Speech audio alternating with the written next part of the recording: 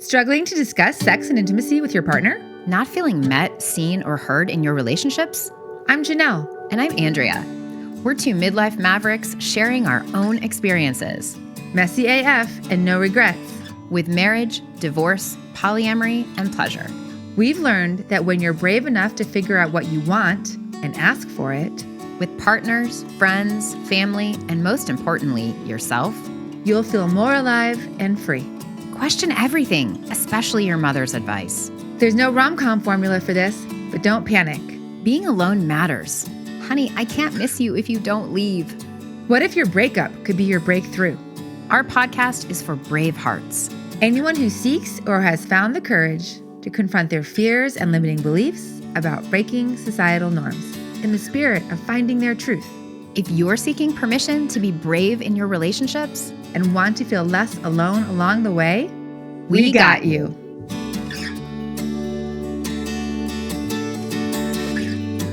So John and Katie, what I'm coming away from them realizing is just this ultra commitment to me being mine and you being yours, right? When you're in a partnership. And I love the way that John put that. Really owning who you are and what you need to thrive and allowing your partner the same grace. Mm-hmm. Yeah, Katie and John represent our poly category of how to design a relationship that works. But it was so much more than that. There's generational wisdom that's coming through from their each family wisdom, from their family, the children's, just so much wisdom here for any type of relationship. And one of my takeaways was we're all trying to get all of our needs met. And how do we just do that while swimming in love? Mm-hmm. Yeah. While swimming in love. Yeah. So it's quite an episode. Stay tuned. Lots of laughs. Hello, brave hearts. Welcome to Permission to Be Human. We are excited for our latest episode of season 6, How to Design a Relationship That Works. I'm Andrea. And I'm Janelle. And our guests today are two friends who are going to blow your minds with how all the different structures they have tried and experienced while being in a loving married relationship. So John and Katie, welcome to the show. Thank you so much for coming. Thank you. Thanks so much for having us. Yeah, I'm so excited to get into your bio here. It is thick. It's thick and juicy. It's full of pulp. Okay, Bravehearts, listen to this. John Holle and Katie Wise, both 50, have been married 17 years. This is Katie's first marriage and John's second marriage. They've both explored monogamy, a poly V, which includes multiple partners, and polyamory. They now consider themselves monogamish and polyadventurous, but are also recovering from 6 years where Katie had a second female live-in partner. John, who is heterosexual and says he would probably just rather be swinging, is a divorce mediator and lawyer, while Katie, who calls herself a down-the-middle bisexual, is a voice coach and musician. They live together with their 2 children just outside Boulder. And together, they love to make music, parent, eat, run, Nordic ski, and much more. All right. Welcome. Welcome to Permission to Be Human. Mm-hmm. Thank you so much for having us. So what I want to do is just, Bravehearts, kind of give you a background of the different relationship formats that Katie and John have both been in prior to being married and to their current status. So John's first marriage introduced a poly V, which was a man who was intimate with his wife, Jess, but the 3 of them also played together and adventured together for about 12 months, at which point the V dissolved as well as the marriage. Katie previously was part of a group of 3 couples who were very intimate with each other. And as a down-the-middle bisexual person, she probably should have been poly, but was serial mono jumping from men to women until she and John got married. Okay. Very well done, Janelle. Deep breath. Okay. Okay. Did you get all that, brave hearts? There's a It's all lot. good. It's all gonna. Yes. It's all gonna play out and be. They're gonna see it more 3D as we go along. Yes. So what we'd love to start, what were you taught about relationships? And Katie, we'll start with you. Awesome. Yeah, I was thinking about this. So my parents I think I was taught multiple things, but one, I think I was taught not to trust marriage at all. Both my parents were married 3 times each. They divorced when I was 3. They each remarried multiple times. And so I experienced a lot of change, a lot of chaos, a lot of step parents in and out of the picture. So I didn't really believe marriage could work. And I didn't really think, especially for me as a bisexual, I didn't really expect to be in a long marriage. I did have one, one shining light. My grandparents, Ray and Harriet, had a really beautiful marriage, but even in my teens and 20s, I couldn't really see the beauty of it. I just thought my grandmother was sort of like oppressed, and and now I can look back and be like, they had a really great marriage.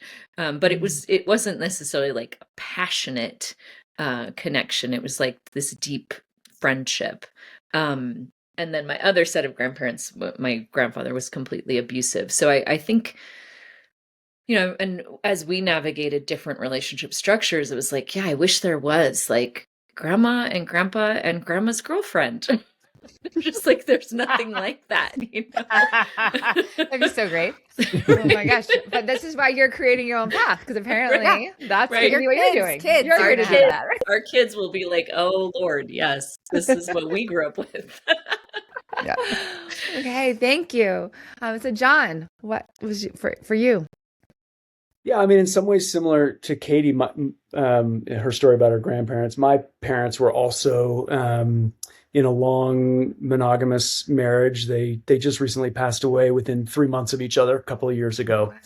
So they were almost 55 years married. And even though my mom was a little bit younger than my dad, once he was gone, she was just like, no, thanks, And yeah, and so that was my dad's second marriage. And I didn't even know he was married previously until he was driving me to college at 18, right? And suddenly he like kind of drops this story on me. I'm like, what? And not only is it like, not only did I not know about it, but it was like salacious, he had been a jazz musician at the time. He later became a psychologist.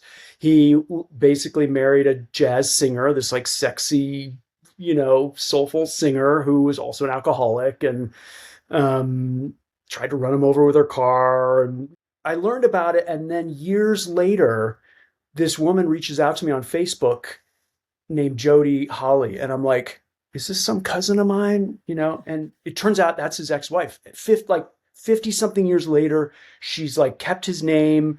She's, and we started conversations. So I like learned all about like my dad from this like really interesting source. And Wow. to make a long story short, basically she sent me pictures from their wedding that I had never seen. And like, I saw my dad like so kind of lit up and passionate in a way that I just never saw in later times. So my interpretation of this is that like coming off of this traumatic relationship, he kind of choked off his passion, and he married somebody who was like much more grounded and safe, right? And pretty vanilla, and so yeah, I never saw them really like super affectionate with each other behind closed doors. One of my favorite stories ever is when I moved them into assisted living, and they were only there for a brief period of time, but my dad was recovering from a fractured pelvis, and they called the facility called me and said he's back in the hospital with pain because we caught them having sex on the floor for the third time, and we keep telling them we tell them they should be doing that, right? I don't know why the floor was better, You're like but 89 and like 94. Wow. 85, That is 85, oh, 92. okay, Bravehearts. Let's just take a deep breath there and pause on that for John's mom and dad giving us a new level of permission about how to break the rules at the assisted living. Yeah. Oh my Insane. gosh. I love and celebrate that. And but outside of that, they were like, yeah, I didn't find their marriage, like kind of like what Katie was saying, like I didn't find that marriage to be very inspiring to me. Like that, I was like, that's not, for a long time, I really didn't feel like that was the marriage that I wanted. And they were also kind of like hermits. So they were very kind of like, they kept to themselves, and our family was just very tight and small. And so I think that's one thing that I'm an only child, right? That's one thing that led me, I think, to wanting to, not only explore having intimate connections beyond just like my one person, right? But I also live in an intentional community, which is sort of like somewhere between neighbors and family. Like all these things are sort of like, I think, a little bit of a reaction to feeling a little bit like closed down. But, just I'll say as a last piece that what I've come to really, again, similar to Katie, what I've come to really appreciate and about my parents' marriage is how what I've started calling, they rested in each other's care. Like they really were, it was so clear how much they cared for each other and took care of each other. Yeah, I just want to pause on that phrase, one of like resting in each other's care. And the result of that is a relaxed nervous system, which could come across as boring. But also at a certain point in life, you're appreciating, actually that idea feels really good. Right. Of this relaxed nervous system. So, okay. Yeah. Excellent. Katie, what did you want to share? Oh, I just wanted to share that the one sort of lighthouse in my relationship modeling was actually my mother's third husband, Bob. And when they met, he was in essence poly, like he wasn't monogamous, and she wanted monogamy. And so he immediately was like, well, I'm in love with you, so great, like I'll be monogamous. Like he didn't care about poly in that way, beyond just he was madly in love with my mom. But he introduced he just had this very kind of libertarian, kind of like it made his own rules life. And we had a lot of talks about relationships over these, like he would drive me back and forth to college because he loved road trips. And so he kind of just modeled this idea that like a relationship is two people. There's no rules outside of those two people. And the agreements that those two people make design the relationship, and whatever anyone else thinks doesn't matter. And that was really an important piece for me to hear, specifically Bob, and his philosophies around relationships. When his second marriage ended, they had they called it a ganidu, but they had like a wedding backwards. So they took their families to Mexico and they had a whole ritual together. And they remained very good friends, but they honored the ending as a party and ritual. So it's just, he was just a very unique human. So I wanted to throw that in there. Yeah. His business card said hedonist. Bob Really? Sheffield, hedonist. Yeah, he was a nudist. He was a crazy. He was wow. I know. He was a powerful human. Yeah. I'm guessing your relationship structure has changed over time, but how has your relationship over these 17 years inspired your own personal growth? I can start. I think when we met, it was sort of a unique time. I had just come out of a really horrendous relationship, and I was really looking for monogamy. I was looking for the father of my kids. I was looking to stabilize. I had been through open relating. I had been through a restraining order against an ex-girlfriend. Like I was done with chaos, and I was really wanting to ground with one person. And when I met John, he was like coming out of this 12-year, difficult, at times sexless marriage. He was all about poly. He made me read The Ethical Slut like before our second date. He was like really preaching poly. And that whole first summer was kind of an interesting thing, because I didn't think John was going to be the father of my kids. I didn't think he was going to be interested in the kind of relationship structure I wanted. And so I even tried to end it, about a month in, because he wasn't even yet divorced. He had pink hair. He had no job. Like, he was kind of in this wild, like, he was trying not Love it. to look like any sort of catch or any sort of like commitment, And so I tried to break it off, and we had this amazing talk, and I'll never forget it, because we were in like my little apartment in Santa Monica on my futon couch, and he was like, well, can I be in the running? Like, you can keep looking for your husband, but can I just like be in the mix? And if you find your husband, then we'll break up. And if you don't, like, we'll keep dating. And it was so gentle. It wasn't like, don't leave me. It was just this like, keep looking, but can I be in there? And all summer I dated all these other men, slept with all these other men, but I would like come home from these dates and like call John and decompress. And like, it was just, he felt like almost immediately like a best friend and a lover. But again, almost because I didn't think he was the one, I didn't play any games in the relationship. I was totally upfront about what I wanted and didn't want. I didn't abandon myself, because I really didn't think John was what I was looking for. Which right there is just like, oh, if it counts, then I'm going to like put on all these masks and put on all these performances and presentations. But since it doesn't count, I'm going to be myself. What a great beginning. What a great beginning. And John, you've had so many eras. Pink hair and jobless. Right? Very hot. Very hot. In Santa Monica, super hot, saying, hey, if I can be in the running, great. I love that approach. So John, what about you in terms of how has this relationship with Katie inspired your personal growth? Yeah, what a great question. I think, Katie, when I met her, her marketing system, like she told you about my marketing system at that time. I was like, yeah, definitely didn't want to like catch anyone. Coming off a long-term relationship. And her marketing system was, I'm bad at relationships, right? Which she said explicitly. And to back that up was like, I've never been in a relationship really longer than a year, from like Burning Man to Burning Man, basically. And I would trade out partners at Burning Man usually. I'd come with one and leave with another. And so, this is what she's telling me, right? And I'm like, yeah, okay, fine.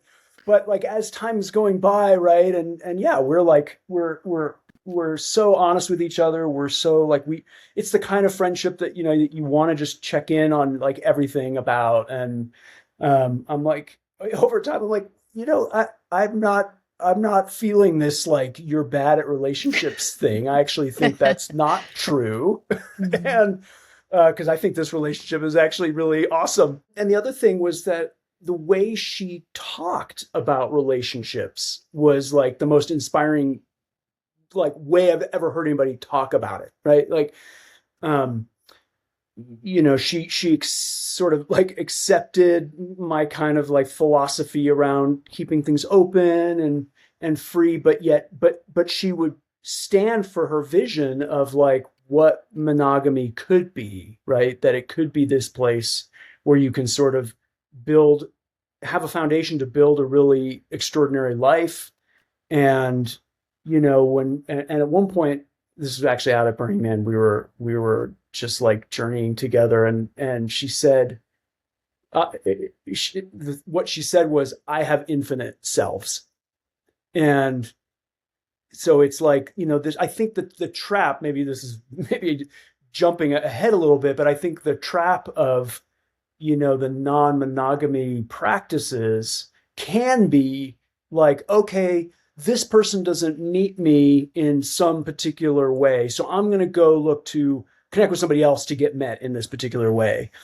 And I'm not saying that doesn't have any merit, but at the same time, that phrase that she said was sort of a bit in reaction to that. Like, I can meet you in infinite amount of ways potentially if we let that happen or explore the potential for that happening.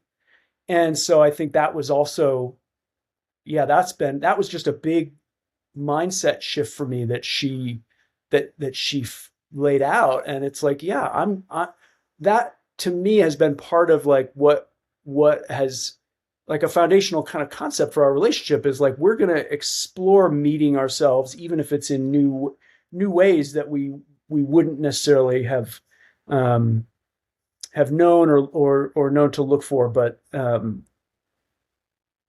is potentially there. And so, yeah, that's I think a couple of ways that I've really grown a lot through my relationship with Katie. Mm-hmm. And it sounds like you guys made it through that Burning Man. You started and ended that Burning Man. I told him, I was like, I don't think you want to go to Burning Man with me. My history is really bad. That was 4 months in. That was like, we were really casual, and it was like, yeah, let's go to Burning Man, and I, and yeah. So unlike whatever some other people's experiences, that's where we deepened. And so where did it go from there? Well, yeah, we came home from Burning Man and we actually had a bit of a breakdown because I felt like, I mean, we literally had this journey, which included some psychedelics, and we ended up like in front of Alex Gray, like actual Alex Gray painting this painting, and he and his wife were there, and they were like, Alex almost like kind of blessed our relationship. Like it was phenomenal. Like it felt like, okay, this is my soulmate, like I felt when I came home from Burning Man, like surrendered into the depth of the relationship. And then John went to some party and slept with someone. And, and again, we hadn't officially said we're monogamous, but we had been like blessed by Alex Gray. It was like I kind of thought it was unspoken that we're like soulmates now. But John was still kind of like, I think he was also still kind of like he didn't really want to go back into a monogamous relationship. So he was kind of testing the edges, and he felt terrible. Like he felt it as soon as it happened. And there was this, it was a big moment in our relationship. Like he felt the hurt and the impact. And so that was kind of our discussion about like, oh, I think we are moving into a different level. And right from the beginning, I think because of not just because of my bisexuality, and I would say like I really long for those connections with women. And obviously that's never going to be like, John's never going to be a woman. He's never going to have a woman's body. He's never going to have a woman's sensibility. And so if I want that part of me to be expressed, that's the one thing that's sort of impossible to express with John. And John, I would say, is kind of like, he is wired, like he really likes groups. He likes witnessing me with other people. He's sort of like a group sexual. and that's not possible with just me, right? So like we kind of always knew there'd be a playfulness, and so right from the start we'd go to like a play party. There was a cool gathering in LA called Friends Under Covers, FUC. It was like the fuck club. And it was very like young and conscious and fun, and and we went to that at least maybe only once, but that was kind of a cool experience. So there was always this idea of play. We pretty quickly after we got married had our first kiddo, so then there was a period of just like we barely had time to have sex with each other. And then slowly, kind of as we were coming out of the kiddo fog, John got on some app. I think it was called Thrinder at the time. I think it's Field now. And he started kind of like planning little adventures for us. And it was definitely not driven by me. It was sort of under the guise of like touching on my bisexuality, but I think it was really more like John's group desires. So we had sex with some couples. We had some really cool experiences with women. But it was all kind of like not really polyamory. It was really playful, mostly that people would leave, before the sun came up and we wouldn't really see them again. And then fast forward 2019, I met this, I've always had a thing for drummers. And I've always had a thing for butch lesbians, really cute ones. And there was this woman who was both of those things. And I was like, oh my God, universe, it's too much. Like I can't resist. And it was just clearly not a friendship. It was clearly a lot of sexual chemistry. And so at that point, actually, I'd been on tour and met a different drummer and had this big attraction. And John was like, well, why didn't you do anything? And I was like, well, you weren't there. And he at that point gave me a little business card that was like a permission card. It was like, I, John Holle, give my wife Katie Love that. permission to, engage sexually with or without my presence, signed. Okay, pause on that. Pause on that. yeah. That's significant. It's a hall pass. It's a hall pass. It's a hall pass. Manifested, right? Which I love the concreteness of that. Yeah, and then literally he signed it John Holle Esquire. Like it was like on his legal card. Oh my God. I don't even know if I put it in my wallet. It was like in my nightstand. It was just, but it was sweet. It was like kind of this, permission. Yeah. And I knew, so when I met JJ, she pretty quickly, like I was just like, thought I was going to flirt for a week and just like fantasize and move on with my life. And then maybe like the third night, because I was at this songwriting camp and she was one of the teachers and she's also an incredible teacher. And she just outright was like, are you in an open marriage? And I was like, oh, okay, we're going to actually have this conversation. And I didn't know what to say. I was like, yes and no. Like, yes, conceptually, I have this business card in my nightstand, but we haven't really played outside. We've always been there together. And so it felt like I wanted to make sure that was current and kind of not, I told John I didn't want to come home with a confession. I wanted to come home with a conversation. And so I didn't do anything with Jay until John and I could really like sit face to face and talk about whether this would work for our marriage at that point. Because we were 13 years in and it was kind of a renegotiation in a way. And so at that point, I think we, really became more poly in this sense. And I had a full-blown relationship with her for intimate relationship for 3.5 years, codependent friendship for another 2.5 years. And then, just broke fully with no contact for the last 7 months.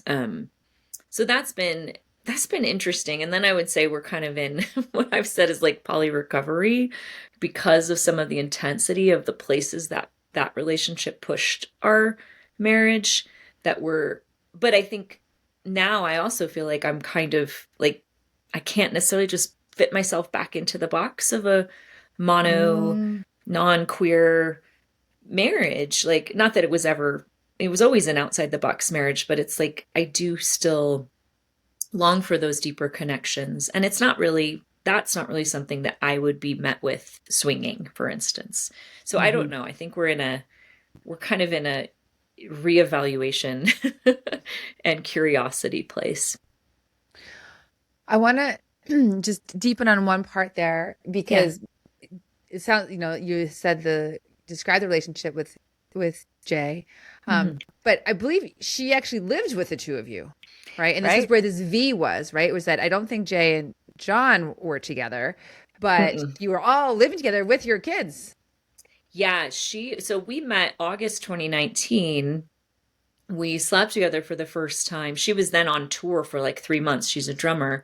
And then her tour ended in Colorado. So it was kind of crazy. So right around Thanksgiving of that year, we had our first like kind of weekend together. And in true lesbian fashion, she just like never left. So, and then we moved into the house we're in now. We moved into a big 5-bedroom so that it could be like a home base for her. And with the idea that like she was on tour, half the year and we were on tour with our band and she wasn't a part of our band. And so we'd be like this, nuclear family half the year and like a poly family half the year. And it seemed like really brilliant. And that was December 2019. So 4 months later, COVID happened and all 5 of us were like in these walls and never leaving. And it got really intense really fast. Yeah, beautiful. John, I'd love to hear your voice in any of this. I mean, Katie just gave a great explanation of the changes over time. Is there anything you want to add maybe just to give some more context around, this chapter, this like 5-6 year chapter where, it was, we all went into it, I think, with a lot of optimism and, really upfront. And, Jay's sister is Polly, and she came to it with a whole lot of understanding and awareness. And so it was like surprising when the breakdowns came so fast and furious in a way. And I chalk it up to like, I don't think she's really polyamorous. She really was looking to have her person like that she could download with every day and co-regulate nervous systems like, very consistently. And that wasn't really available here. And we kind of tried to like, the other thing I was going to say around what I kind of learned about myself during that time, because it was like in all this, we didn't really get detail on my first marriage. My first marriage ended in a V where, as you mentioned at the beginning, I was sharing my wife with another man, but I wasn't. I was like, I did maybe some casual connecting with some other women, but nothing that really went anywhere. And then that kind of happened again, where I was like, it was this idea like that this is a lifestyle and philosophy of not just like relying on, when I say philosophy, I mean like not relying on a monogamous container to make you feel safe. Right. So I don't believe in that. And so from that, I was like, well, yeah, so I want to open up to having, heart connections with more than one person at a time as well. But like what I learned about myself is that I don't know that I'm really wired that way either. Like, Katie said, like I like being playful. I like connecting with a lot of people. But in terms of like my like deep, intimate connections, whether I just didn't really like, and maybe I'm a little afraid of it, right? Because like, what does that mean if suddenly I'm, I've fallen in love with somebody and like now I'm being pulled away from, my main life partner, my kids, my business, like the things I'm involved. Like it's a little scary for me, but I also don't know that I'm totally like wired to do that. Like I sort of like kind of devoting my energies to my person. And so, yeah, so the connections I made during this little 6 year period, they never really went anywhere for maybe those kind of compound reasons. I just love hearing how you're like, I know, what's best for you, John. And yet you're still completely open to allowing Katie to have this very different thing and need something that you can't give her. And so that's, I think that's to me, that is the crux of a relationship like this working. Mm-hmm. Because I just heard you really owning what you like best and also respecting and therefore allowing what works best for Katie. Yeah, thanks. And that, that's also where kind of the logistics sort of were really tough, is that it was kind of like, well, how often did Jay and Katie and how often did they want to get together, right, on a regular basis? And I don't think there was mutuality on that. Like, I think Jay wanted a lot, Katie wanted a little, but like she was kind of trying to move towards, and like, but like that moving towards started to be kind of like challenging for me, in part because not so much that I was like, I can't be by myself or something, but it was like I'd be home with like the two kids. And so now I'm like solo dad multiple days a week. I'm like, nah, it's not actually really what I want. We used this analogy. I think it was Jay's therapist that used this analogy, but like of bricks, and like, like Jay wanted like 4 bricks, and whatever that symbolized, like how many sleeps a week she wanted or all these, but she wanted like 4 bricks and I had maybe 2. And so I kept trying to like find a 3rd brick for her, and she kept trying to make 3 okay. But ultimately, she was in deprivation and I was in overwhelm, like constantly. And she wasn't able or willing to get those bricks met elsewhere. Like she wasn't, we called her like fire hose. Like she loves one person at a time. And it's an intense love. And it's a, and she does, like both John and Jay are like deeply connected. Like if either one of them, if John like worked abroad, or like, if either one of them, or what I pictured her, I was like, oh, she's a touring musician. Like this will be perfect because I'm available sometimes and not. But even on tour, she wanted to talk every day. And like, if I didn't text back in 10 minutes, she'd be like, what's going on? I'm like, whoa, I'm picking a kid up from school. Like, I can't text you right now. We learned a lot about anxious and attachment avoidant styles, which was like, demonstrated in stark relief with the two of them. I didn't know I was avoidant until I partnered with someone who was anxious, and because John is secure, and I might even be probably disorganized, but when I'm with someone secure, it's like John has always, and it's why again this relationship is like 20 times longer than most of mine, is that he's always held me with this really open hand, and I remember even actually it was probably back on that futon conversation, I said something like, or somewhere in there, I was like, don't you just want me to be yours? Because I was with all these very like addictive, passionate, crazy people who like lived on boats and things. And was my type, oh, you live on a boat? Sweet. I'm in. Like, oh, addiction? Sweet. Yes. Just barely sober. That's my jam. So, and I remember like saying this to John, like, well, don't you want me to be yours? And he was like, no, like I want you to be yours and I want you to be with me however you want to be with me.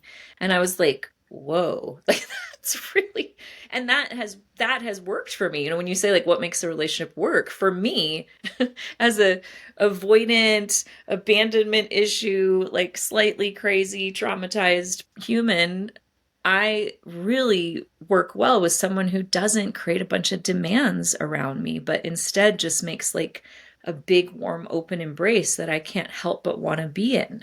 Right. We have all these labels for all these things about poly or monogamy or V's or whatever the attachments are. And yet what I'm hearing is that you both were willing to like lean in, figure it out. None of it was clean. A lot of it was messy. But it was all permission. And I'm guessing it was even in the moments where like, Jay's needs weren't getting met, you obviously held her with love as well. Like there was just so much love. Like I just like feel this like field of love you're in, even when it's hard. It's not clean and it's not structured and maybe it doesn't even make sense, but everyone's giving. Like no one's getting 100% what they want, but no one's saying to anyone else, you can't have what you want. Yeah. Yeah. Mm-hmm. Mm-hmm. Yeah. It's like, I mentioned my philosophy a little bit, which is I sort of adopt from, this community in Portugal that's been doing this, what they call love free from fear. Right. And it's just to me, it's a simple way of like coming home to that, like, the fearful responses that we have, whether that's jealousy or, worried about missing out on something or whatever, like those aren't, they also say like fear isn't a part of love. Jealousy isn't a part of love. It's something different. And so it's like, that helps kind of come back to like, okay, what's actually love's response to whatever is going on. Tamera, right? That's the pronunciation. That's Tamera. Tamera is the community that you're speaking to. And we had podcast Braveheart, just to remind you, John Wolfson on here, who wrote the documentary and produced Village of Lovers. You can go find it and watch this documentary about this community that he's talking about. Yeah, super inspiring. Yeah, we know John. That's awesome. From the very beginning, Katie introduced me to a life coach that she was working with. And I had never heard of the life coach. This is 20 years ago. We're celebrating our 20 years since we met this May. So that's the big milestone that we're celebrating right now. But So I had never heard of this before, and I was excited to kind of understand what this was and meet him. And we've been working with him ever since. So that's another, like, in terms of, talking about like pillars of kind of like making relationships work, I think having somebody that can hold the, in his words, right? Like his role is to hold a vision for his clients that they don't necessarily even have kind of a perfect picture of yet, maybe consciously themselves. I thought of him a minute ago when you were talking about like holding space for everyone's needs and having that loving place. He talks about like not even to have conversations with each other if you're not in love, if you're not feeling the love right then. It's like, his wife will actually stop him and be like, "Are you in love with me right now?" And if he says no, then she's like, "No, we're not talking until you are." Oh, I love that. That's awesome. But that's a great hack. I mean, I think that's a great little exercise. And he was, he was there, like, we kind of bring him everything. And so he was there right from the start of this whole kind of what we called like a heart experiment, with JJ. And JJ actually, about a year into our relationship, she started working with him and still does. She actually was passionate about his work. And I don't think we would have made it past that year mark without him. So that's been really fascinating too. And he was also at some point like really architecting like, this isn't working anymore for any of you. And we're in like a group class with him, and he basically told Jay and I, if we didn't break up, we couldn't stay in the group. Like, he was like, you can stay together, but you have to leave the group, like, or you can break up and stay in the group. And we did, we were not just from his coaching, we were ready. I think we started breaking up like June 2022, and we didn't fully break up until like January 2023. And then we still, John and I had been planning to take the kids around the world for a year, and we still did that with JJ even after we broke up. So that was a little insane. Whoa. Wow. Yeah. So, okay. So I'd like to bring the kids into this too. Yeah. Of how, just navigate. I'm sure Bravehearts who are listening are curious, right? How the kids, what age they are and how they've handled this, and like, how you've introduced and lived it and held space for them in their journey. Yeah, so our kids are now 13 and 16. And so the playfulness, they were never really privy to, because again, it would sort of, I remember one point we were actually having a threesome with this amazing woman. I don't remember her real name, but her handle on Field was like Scorpio something. Anyway, it was like awesome. And then one of the kids like woke up crying, and I had to like go into the other room, and I was like, don't do anything till I got back. They like stopped playing until I got back.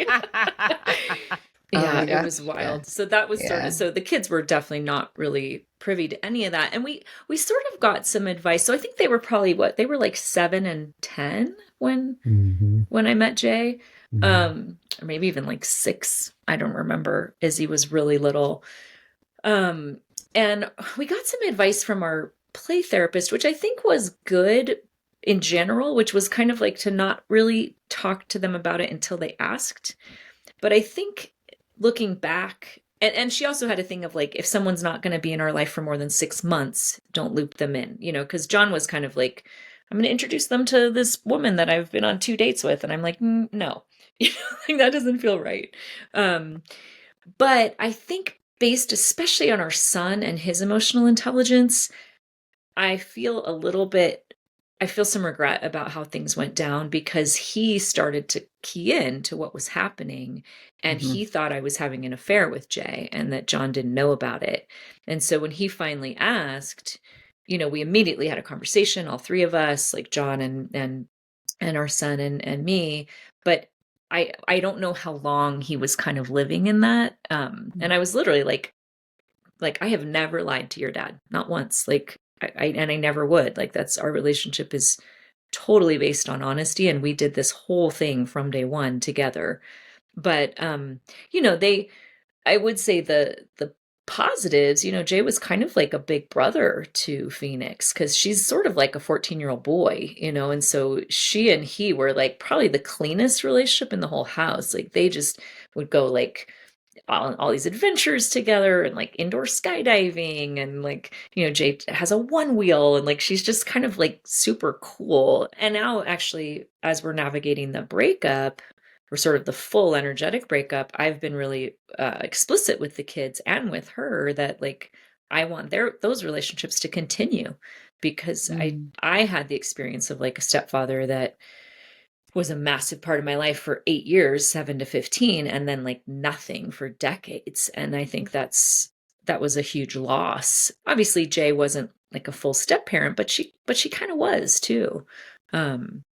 And she has a really unique and special relationship with each of them. So by about 6 months in, both kids, we're fully privy. And we've had sessions with our coach and the kids, and like, they've been kind of part of all of it. But I do think, looking back, I wish I had just brought our son in a little more quickly because he's so intelligent and intuitive. And I should have just assumed he would feel the energy.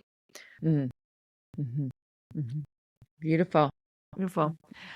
Well, this conversation has been so just enlightening. I feel like so many moments. Yeah. I'd love to ask, are there any resources? Like I've heard life coach is one. I think you said use the term play therapist, which I'd love to have a definition of that. And are there any other books or resources that you recommend for Brave Hearts? I'll just jump in on play. So play therapy is for it's for kids supposedly, but it's actually really to like help parents get their act together better.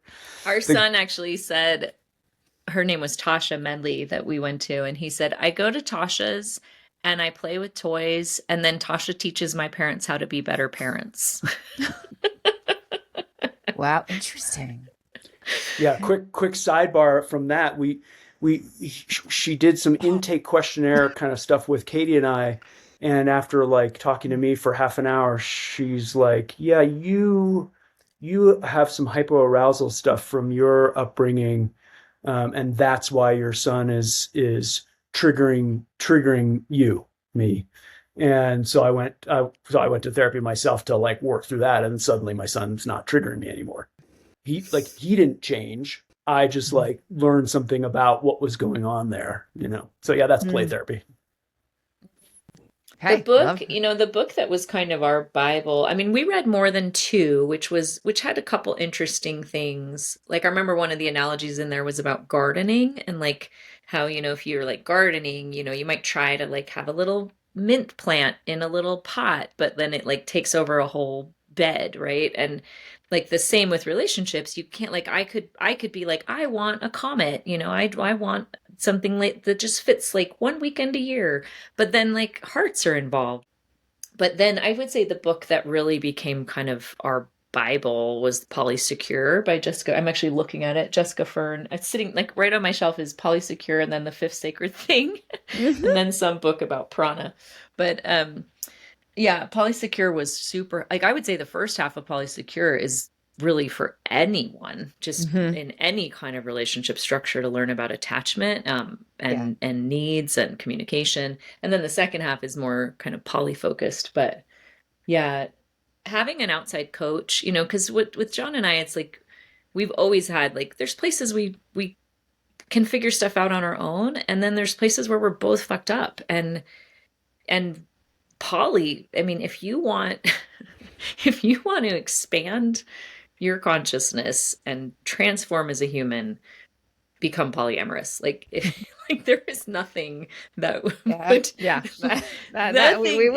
we both agree. We always say like it was my biggest personal growth catalyst. Like, and now I'm using the things I learned in poly in monogamy, right? Because really all of those lessons apply to everything, but I had to go through poly to get to the lessons somehow. No, and I mean, I didn't know, just how terrified I was in relationships until we opened our marriage. And the fear, the like primal fear I felt when John would be out on a date was insane. Like I was going to die. And Mm-hmm. I was fully in love with a second person and engaged in like a full-blown relationship, but it didn't make sense. But just to have him like even express like a crush, I was like, like, and so to work on like, oh, I'm irreplaceable. Like the person that I am and the connection I have to John is irreplaceable. I mean, not only obviously am I the mother of his children and this deep best friendship, but like even just the essence of me, there's never going to be another me. And if he meets some of his needs with someone else, and that's enlivening and joy-filling for him, he's never going to replace me. And that was like coming through that crucible, was, I think, changed our marriage. Like I feel like we just went and played last weekend at the Scarlet Ranch, and I felt so much more freed up because I was just like, I know this man is like, he's my soulmate. Like you can flirt with him, you can be sexual with him. Like I'm his soulmate. Most people are so terrified to experience jealousy, and it's like jealousy is just another emotion, like anger, like sadness, like grief, and it will let up. Like if you just move through it, it doesn't last forever like any other emotion. But it also reveals a lot. I mean, More Than Two is the book that was my Bible that showed me when I was like in a dark shower, crying, trying to rip my heart out because it was so hurting so much. And I was like, I don't know what's happening to me. It was More Than Two that was like, and that emotion is jealousy. And I was like, so we learned somehow, and then but that emotion is what cracked me open to like a new definition of love and all the mirage of what I have been taught in culture to think love was. I went out to lunch with a friend and we were talking about relationships, and he was kind of like blown I'm away going to by. pause you 1 second. There is a sound that's gotten quite loud, so I'm just going to mute you for a second. Oh yeah, it is John. Yeah.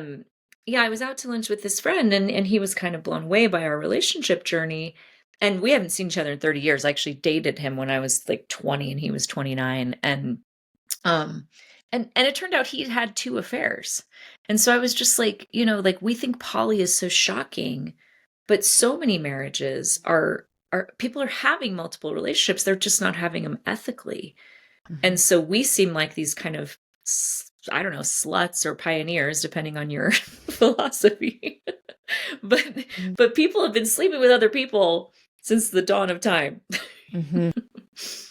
Yeah, I mentioned Tamera earlier. I have yet to visit the community. I have seen Village of Lovers and read a number of books by some of the founders there, and was like almost went to they had a global love school at Esalen one year, and I was like, oh, things come back to Esalen, every year, and I'll go another time, and then they never had it again. So I have yet to actually like participate in the global love school, but the things I've read and some of the online I have done some online courses actually with them, and that's just it's such a profoundly different way of thinking than what we inherit through our cultural stories about relationships.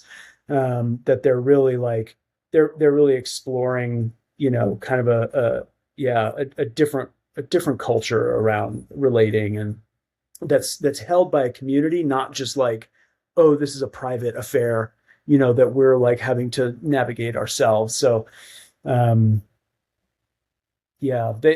say something like along the lines of, it's polyamory is really impossible to do outside of embedded in a community, and so is monogamy.